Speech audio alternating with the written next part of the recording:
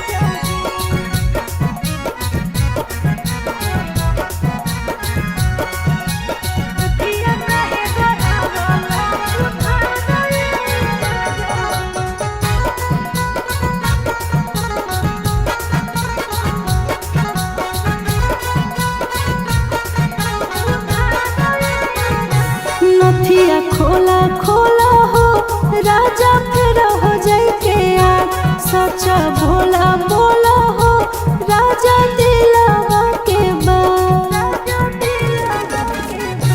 नथिया खोला खोला हो राजा फिर हो जाए के यार सच्चा भोला बोला हो राजा दिलावा के बाद। टुक टुक हमारा देखे दुकानदार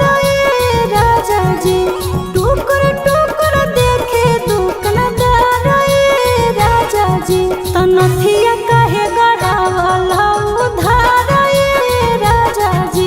नथिया कहे गढ़ावाला उधार राजा जी।